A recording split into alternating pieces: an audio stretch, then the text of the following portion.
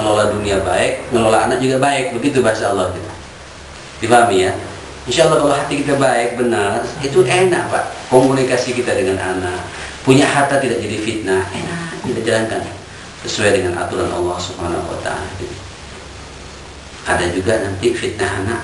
Ini yang fitnah ya, begitu pintar anaknya, cerdas, masa depan cerah. Ya, akhirnya dia tawakalnya bukan kepada Allah, tawakalnya pada siapa? Pada anaknya. Anakku kuliah di Jerman, anakku kuliah di Amerika, anakku calon profesor, dokter, calon spesialis. Merasa orang tuanya terus nanti masa tua kita sudah punya apa? Kebanggaan. Punya kebanggaan, punya titipan, punya deposito ya, punya modal. Nah, anak cerdas, hati-hati kalau Allah berkehendak, kadang-kadang ilmunya tidak bermanfaat nanti itu Pak. Banyak loh ya contoh-contoh dokter yang kayak gitu, banyak teknokratnya yang kayak gitu, banyak pejabat yang kayak gitu yang dibangga-banggakan sama orang tuanya, diceritakan pada mana-mana, akhirnya apa? Jadi fitnah. Oh, bila hati-hati. Tapi kalau kita hati salim, masya Allah, insya Allah. Apalagi anaknya cerdas, pintar, hartanya banyak, hatinya salim, itu kontribusinya buat umat jelas. Ya, duitnya banyak Pak, hatinya benar. Wah, masjid ini akan terbangun insya Allah. Halo. Amin, amin, amin. Masjid perlu dibangun Pak. Amin. Banyak.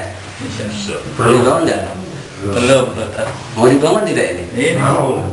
Loh, kok ini Pak, semua sampai juga semua. Yang lain begini, semua kita bareng-bareng. Dia yang membangun Pak, enggak saya nurutin aja. Semua ini kembali lagi pada apa? Pada penduduk kita seperti itu. Nyambung ya, insya Allah. Baik. Nah, sekarang kita perlu bahas. Tak apa-apa ya, malam hari ini satu hadis hati yang salim dulu ya. Perlu kita bahas apa kriteria hati yang salim itu, atau karakter yang mendasar hati yang salim itu. Qila fi ta'rifihi, dikatakan dalam pemahaman definisi hati yang salim ini, annahul qalbul ladzi salima min kulli syahwatin tukhalifu amrillah. Pertama itu katanya hati yang salim itu adalah hati yang selamat hawa nafsunya ya untuk tunduk kepada perintah Allah. Jadi kalau hati yang salim ini katanya begini, ketika ada perintah dari Allah, sami'na wa ata'na. Ketika ada larangan dari Allah, juga mencoba untuk apa? Untuk meninggalkannya. Itu ukurannya Pak, ukuran paling apa? Paling jelas gitu. Jadi kalau antum, bapak, ibu senang dengan hal-hal yang baik, ngikutin perintah Allah, memang bukti bahwa hati kita ini apa? Good. Apa bahasa Jerman yang good ini? Ya good. Ya good ya. Bukan jus ya, jus. Jus. Apa jus? Itu hati salim begitu. Hati yang salim, perintah Allah connect, larangan Allah tidak connect. Nah, gitu Pak. Itu ukuran paling apa? Paling jelas gitu. Yang kedua, fasalima min ubudiyatihi ma siwa, sehingga nanti orientasinya orientasi ibadah dalam hidup ini. Punya berorientasi ibadah dalam hidup ini. Kemana dia melangkah, kemana dia beraktivitas, selalu dalam frame ibadah kepada Allah Subhanahu Wa Taala. Saya di sini beribadah, di kampus saya kuliah sedang apa? Sedang ibadah. Bapak jalan-jalan sedang apa? Sedang ibadah. Refreshing sedang ibadah. Bersenang-senang dengan istri dan anak sedang ibadah. Semua berpikir begitu. Kenapa? Karena hati salim. Jadi semua hidupnya itu dalam rangka melaksanakan wa ma khalaqtul jinna wal insa illa liya'budun. Ya, cuma dah hafal ini ya. Tidaklah aku ciptakan jin dan manusia itu semata-mata untuk apa? Beribadah kepada Allah. Jadi hidup kita ini ibadah kepada Allah Subhanahu Wa Taala. Baik. Yang ketiga, hati yang salim itu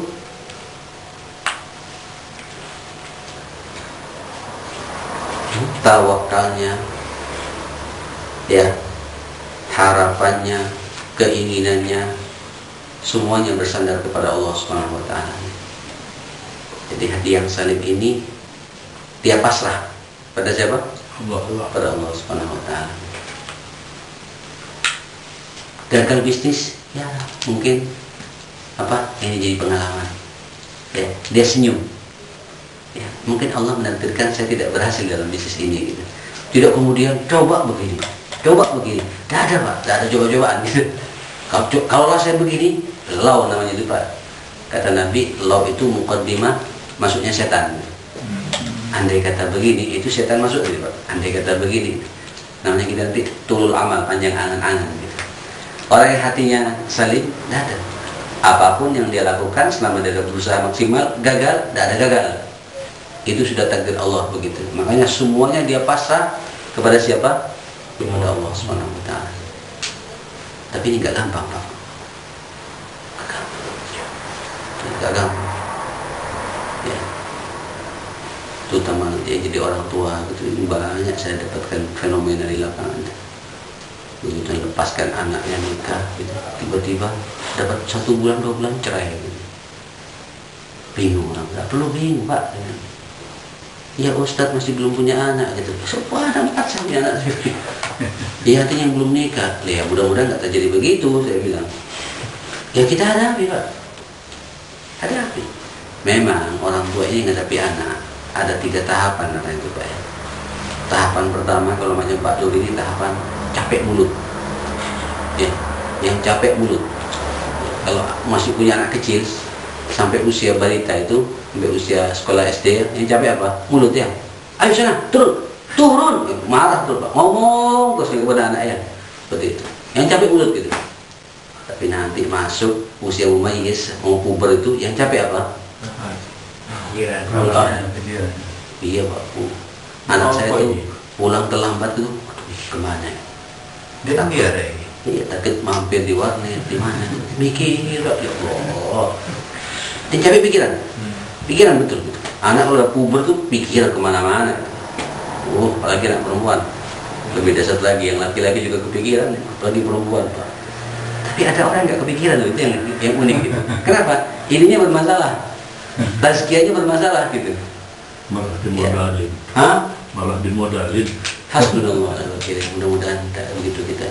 Nah nanti Pak, begitu dia sudah nikah, yang capek apa? Yang capek perasaan. Ya kan? Ya. Kalau kecil yang capek mulut, besar sedikit. Macam sekarang adik-adik ini yang kuliah di sini, orang tua yang capek apa itu? Pikiran. Ya apa anakku? Dengan siapa dia di sana itu? Ramadan begini sahurnya dengan siapa gitu? Alhamdulillah sahurnya dengan ustaz-ustaz. Jadi salah. Kepikiran. Nanti aduh gimana? Apakah begini? Apa sama level? Wah, itu Pak pikiran kemana-mana ya. Nanti nikah ada lagi pikiran orang tua itu, bukan pikiran lagi di perasaan. Ya apa anakku di rumahnya orang ini? Ya.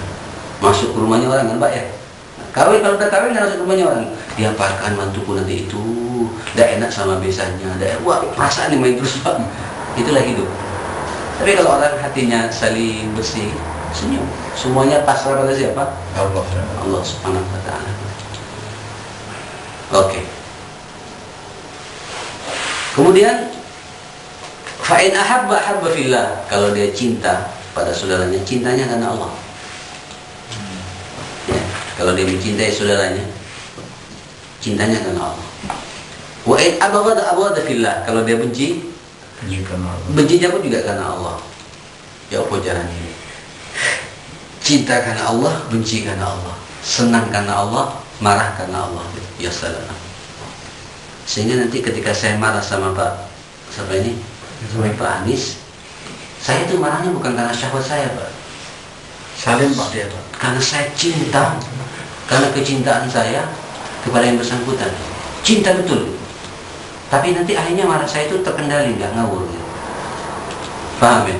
Begitu pula dalam rumah tangga juga begitu. Ketika saya marah sama istri saya, itu marah saya karena cinta bagi yang bersangkutan, bukan karena emosi.